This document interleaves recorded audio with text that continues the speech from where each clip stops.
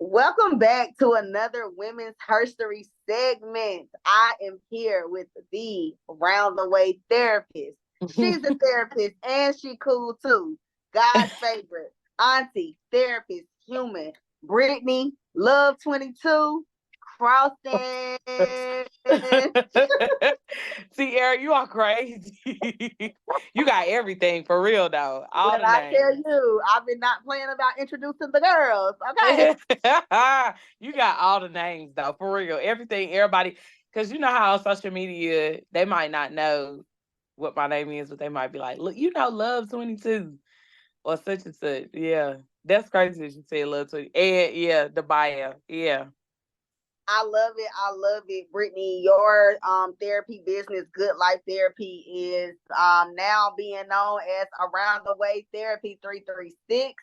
I love it. I Uh-huh. love it. I want to ask you some questions today just about your journey to entrepreneurship. You being nominated for Brown Girls Brunch 2024 as a mental health advocate. I love the t-shirt. Being a part of like, the everything we have going on. So Yeah. let's jump right into it, love. My very first question for you is tell us about Britt, the mental health advocate. Well, you pretty much ran it down because that's really who I am. I'm one of God's favorite girls, for real, for real. I truly believe that I'm one of God's favorite girls just because of how things have played out in my life, good and bad. I would definitely consider myself one of God's favorite girls because I know God got other favorite girls out here, but I'm one of them. Um, I'm an auntie. I'm an auntie before anything else. I would probably say I'm a hustler immediately after that because one thing my nephew know is he know his aunt got business jobs. That's what he say. Brittney working her business jobs. Um, I'm a hustler. All things legal though, but one thing about it, I'm gonna get to the bread. Um, but outside of that, auntie, hustler, therapist, and specifically for the 99 and 2000s. I just want to make sure Okay. they know that. A therapist for the 99 and 2000s. I don't discriminate, but I know that God has put me on this earth to help that just like those that particular age group right now. And then, but most importantly, I'm a human because that's what helps me do what I do. I mean, I have the book knowledge, but I'm a human too. And so when like in my bio, it says she a therapist, but she cool too. That's well, for one, it comes from one of my favorite movies, The Wood. When he talking to Mike about his sister, and she's smart, she's pretty, and she cool too. You know what I'm saying? That's one of the things. Because a lot of people don't really understand sometimes, I think, just how cool certain therapists can be. So that's pretty much me. I could go for days about myself, but that's pretty much me and the meaning behind some of the things that you might see in my bios and things of that nature. Okay. Thank you so much, Brittney, for sharing. I love it. I just understand the hustle because listen, you gotta get to it. Hey, you got Right? to. Got to. So you really answered some of my second question, but I'm still gonna ask it that way you can just go into more detail for our audience. What Mm-hmm. about experiences compelled you to begin providing therapy and going into this field particularly? Woo. Well, I was just like, first of all my life I wanted to be either on the radio or I wanted to be a school counselor. Growing up, one of my school counselor from elementary school, Miss Bivens, she was like the best. I've had I middle school, I didn't really have no school counselors that was like that. But then when I went on to Dudley, I had Miss Staten, now known as Miss Adams, but I had those two people who really like I always wanted to do one or the other. But then, that's your child, that's like just, childhood career type stuff, right? But then when life really started happening, that's when I was like, I won't say right then, that's when I knew that's what I wanted to do. But I will say, like, coming out of it, I was like, yeah, I want to do this because it's more so wanting to not even fight, but help the good girls who still have bad experiences too. Because that was me. That's always been me. Like, nobody really considers. I won't even consider myself to be like a bad bitch or no shit like that. Like, I just always been like just a cool girl, a good girl in a sense though. There are certain things though that I have went through in life, good girl, but some bad experiences that led me to saying, now that I'm out of it, I can help you.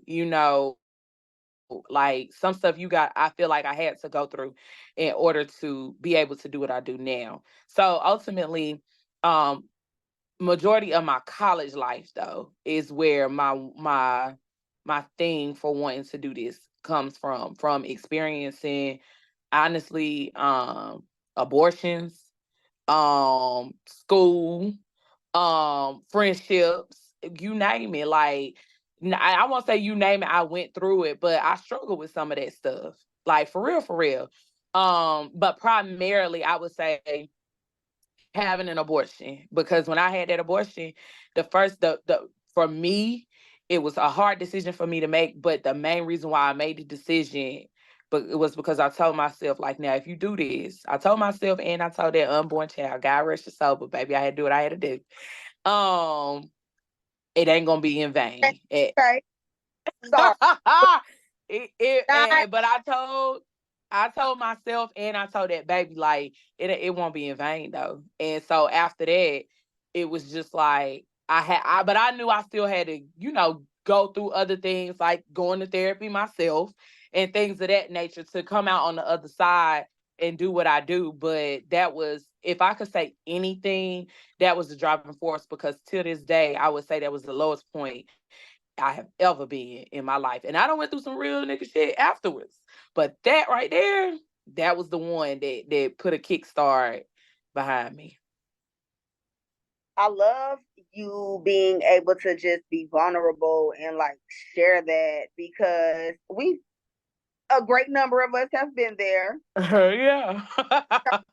Uh, You gotta do what you I won't say you gotta do what you gotta do like that, but at the time I was in college. I was I wanna say a junior in college.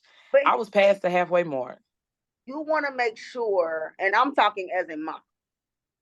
Yeah. I had children while I had my first baby on the same weekend that I should have been graduating college. Ooh. Like my original graduation year, Yeah. 2014, I was having a baby. And Mm. so I am in love with motherhood. However, I am going to be 100% honest when I say this.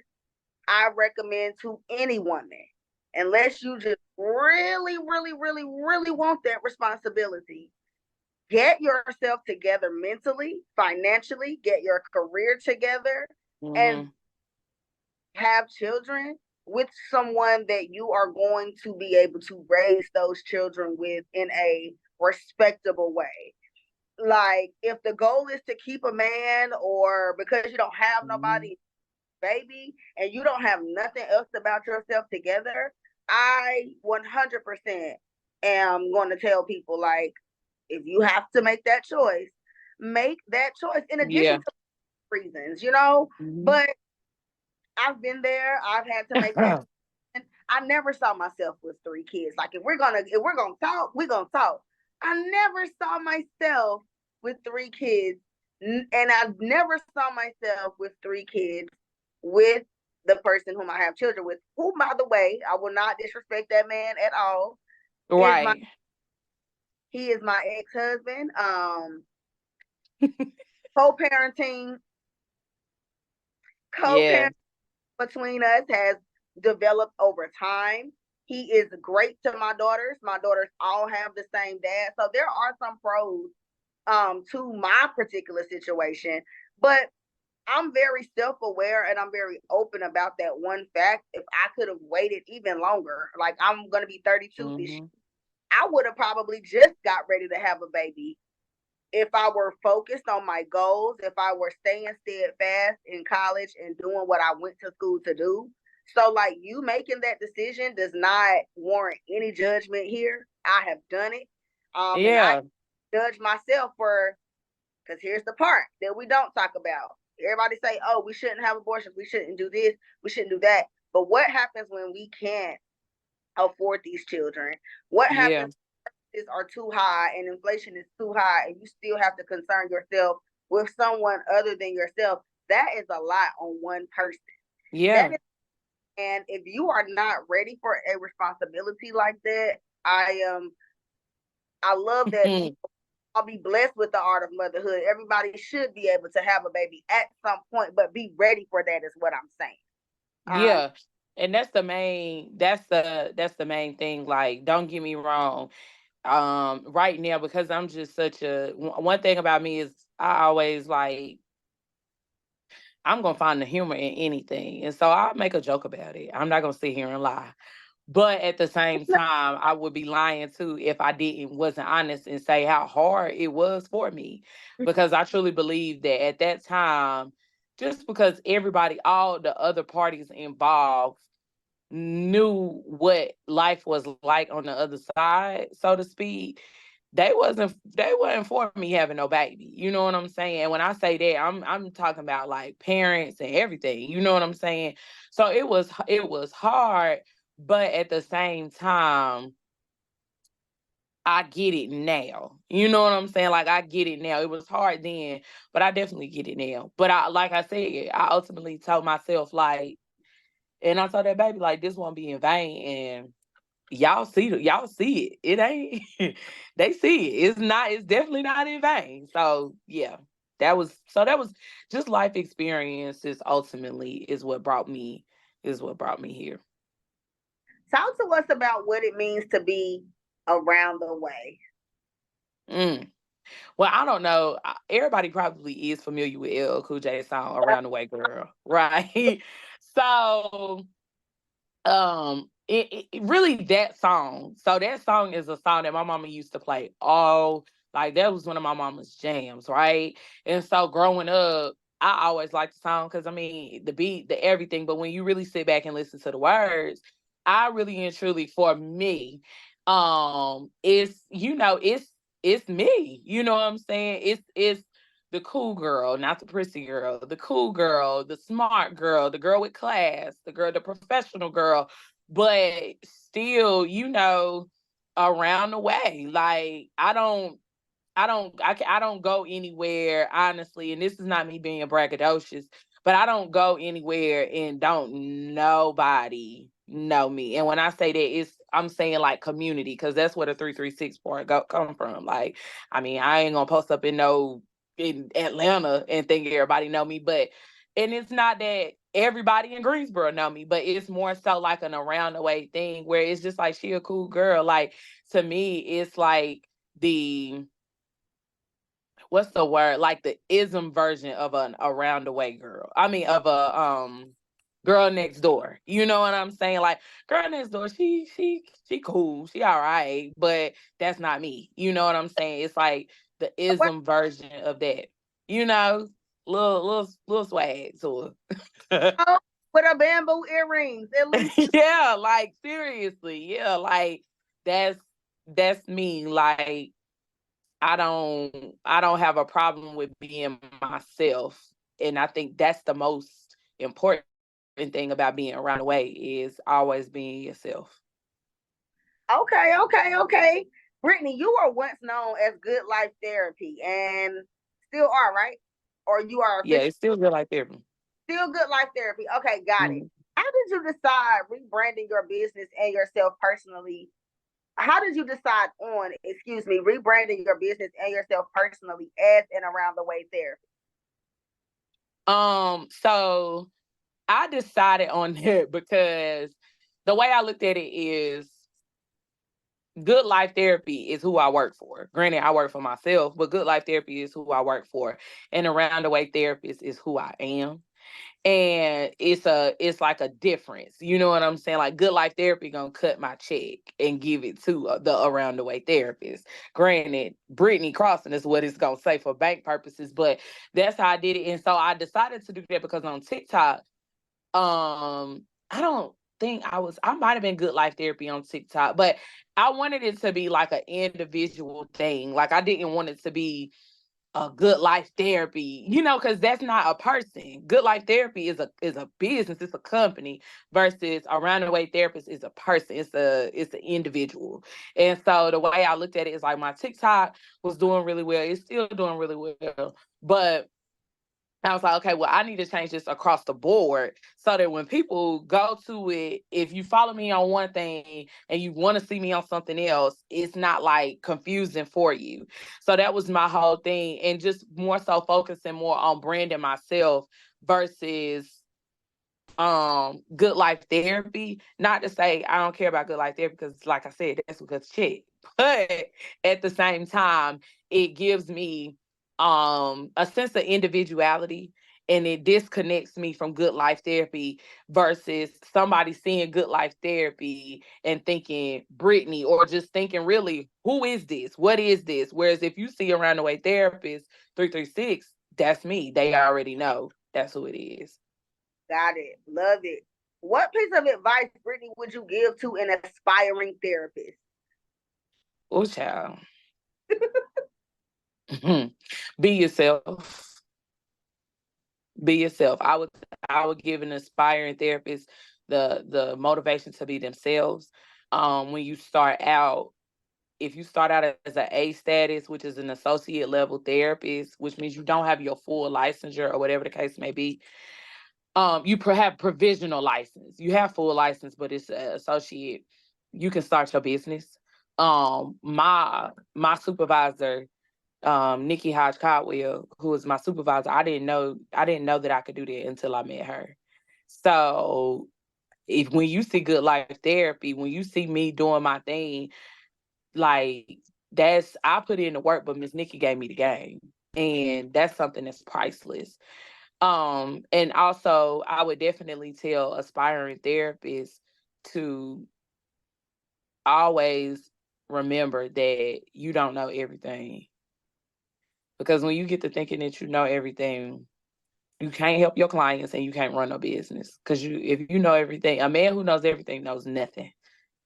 You don't know shit. Okay. So the reality of it is like go into it. But if you don't do nothing else, like you can go work for somebody that's cool. You can walk around and think you know everything, whatever. But be yourself, because your clients will appreciate that so much more than you will ever know. That's the one. That's if you don't do nothing else, please be yourself. Brittney, what advice would you give to someone who is afraid to seek therapy or mental health advocacy? Oh. You're afraid to seek therapy or mental health advocacy. Well, first of all, if you're just too afraid to seek it out, I understand. That's the one thing I will say, because I get it.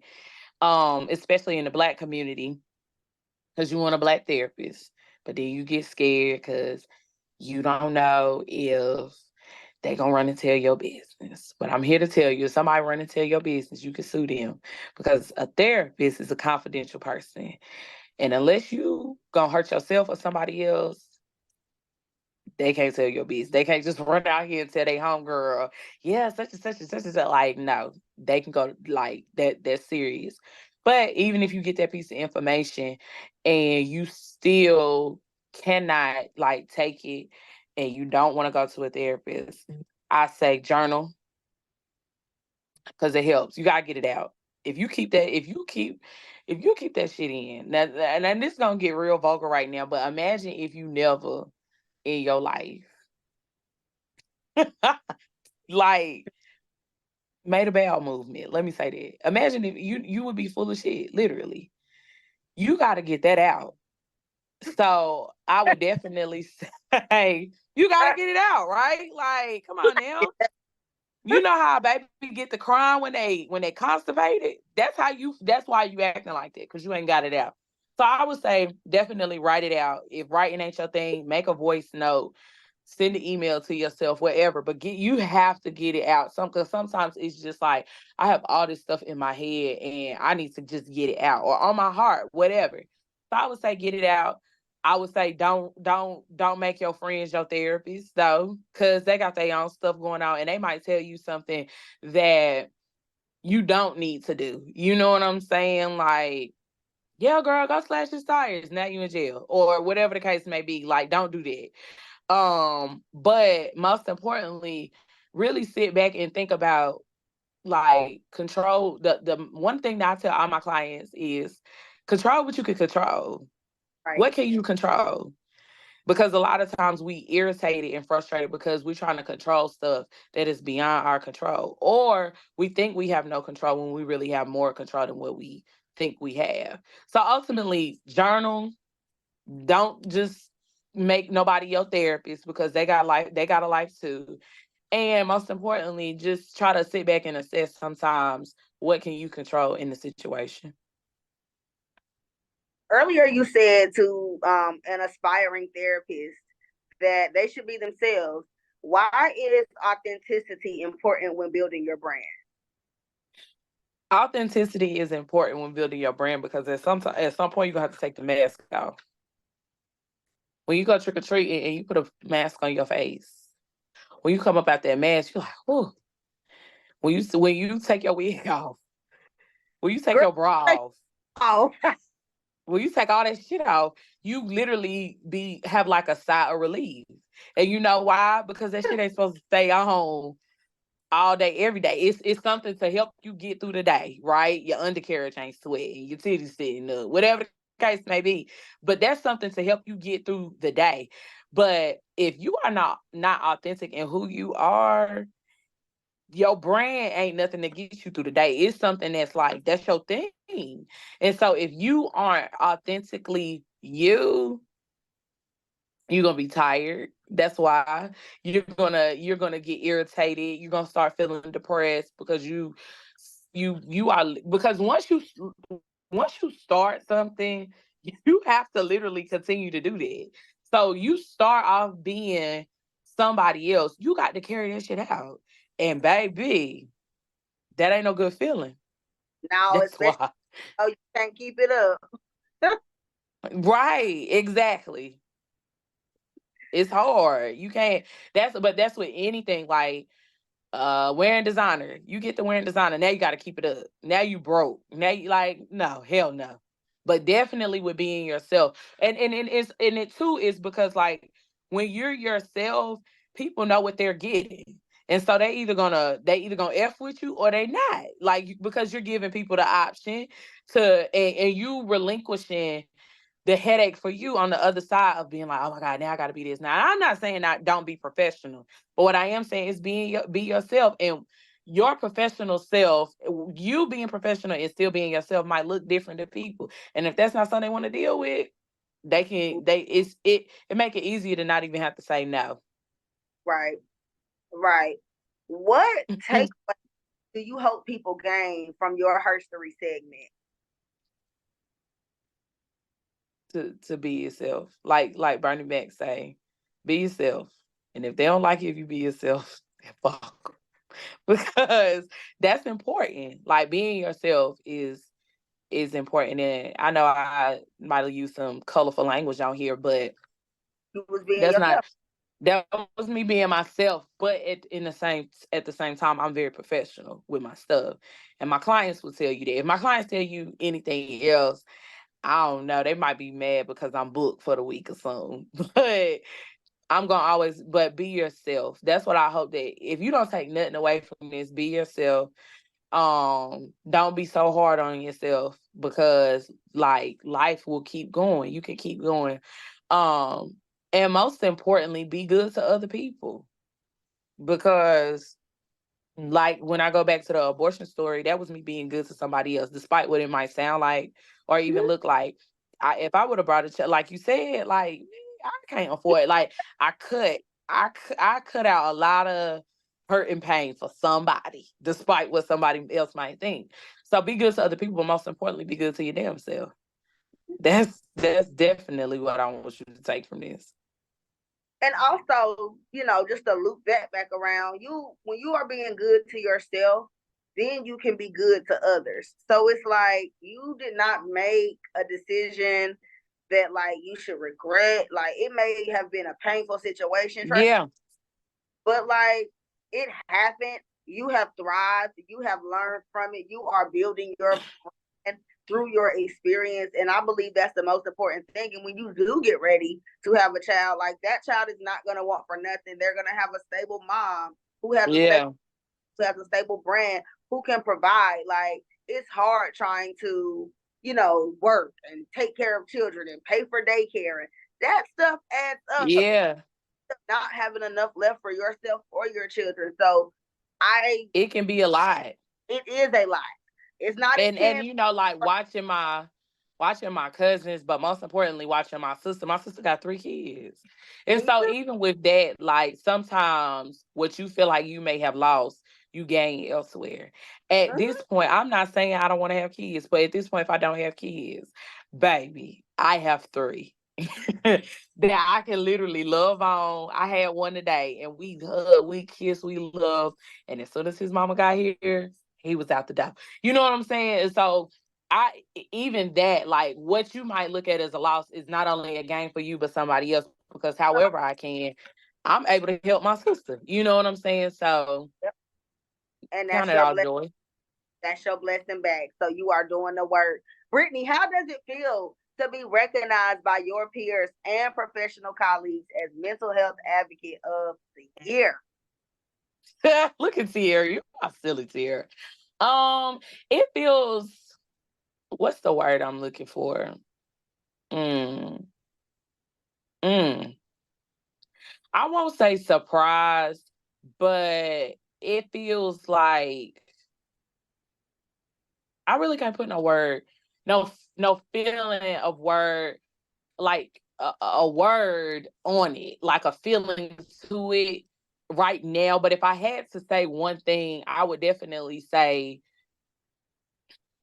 appreciate it, because a lot of times with everybody, I don't care what kind of business you have, you can get to going and you might still feel some days like, oh my God, like what in the world?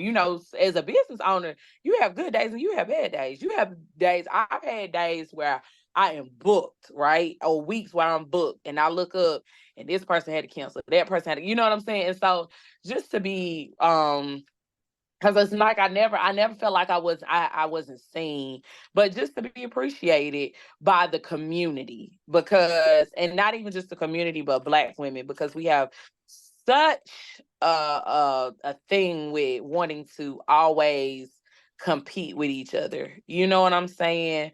And then appreciate it, but also honored, because you in a category with other women who I see them too the same way they see me.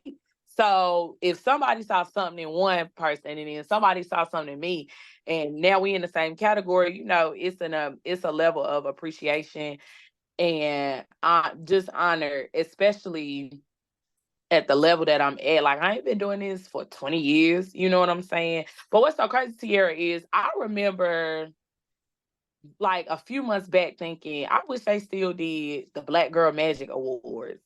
And I remember being a kid thinking to myself, like, watching the Black Girl Magic Awards, thinking, I can't wait to get a Black Girl Magic Award. So for me, this is, in my opinion, somebody else might not agree, and that's their business, but this is to me equivalent to the Black Girl Magic Award.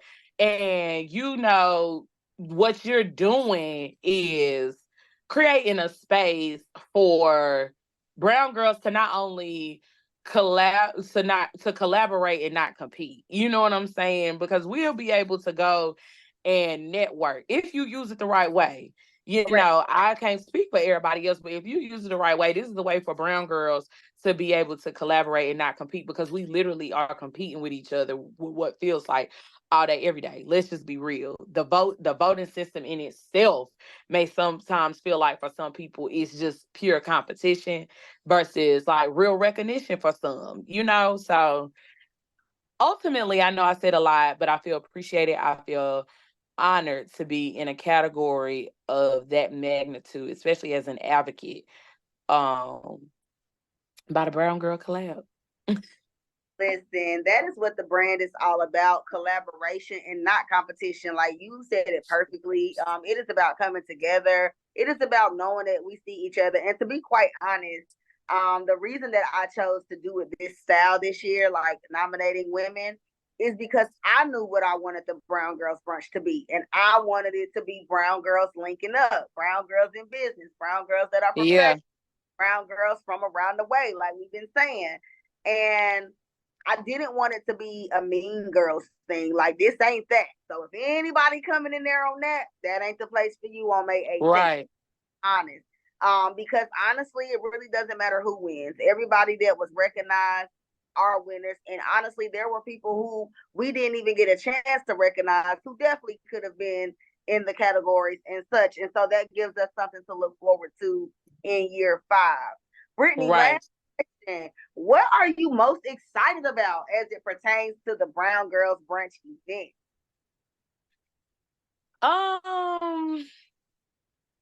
I would say, to be real, I'm excited about going with my sister, who is also in the Teacher of the Year category. I'm excited about going, and I'm excited about going with my sister.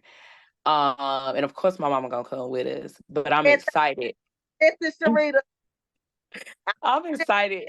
If anything, if anything, I'm excited about going, and I'm excited about going with my sister. And the main reason for that is because a lot of times, like let me get myself together. Because a lot of times my success has always kind of been like on Front Street, right? And it's always been the thing. And Tiara.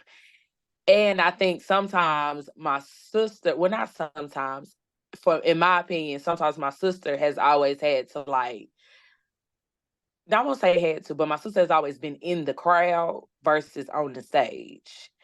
And so to go, regardless of whether I win, she win, we both win, whatever, to go and to be able to do something alongside my sister, I don't really give a damn whether I win or not. You know what I'm saying? Because I get to go and I get to share a recognition and appreciation with my sister. So all the other stuff, child, it's here today and gone tomorrow. But to do something and be able to do it with, like, and y'all, that's not like my play sister. That's my sister. Womb to the tomb, same mama, same daddy type sister. So to be able to do it and do it with my sister and have my mama there and allow my sister to be on the stage, meaning, a nominee as well, be on the stage with me and not just in the crowd. That's what I'm looking forward to the most, is my sister being recognized. Well, thank you so much, Brittney, for being the best part of the Brown Girls Brunch. We look forward and your sister being as well as the other Brown Girl nominee. My name is Brittney. I'm a licensed therapist in the state of North Carolina, and I'm just here to help you feel fine. The key word there is help. Now, I can't do all the work for you. I want you to go out and I want you to be good to other people. But most importantly, be good to your damn self. Until we see each other at the Brown Girl collab. Thank you again, Brittney, for being Girl, a part you of welcome. We are so excited to have you. Thank you, girl. Have fun.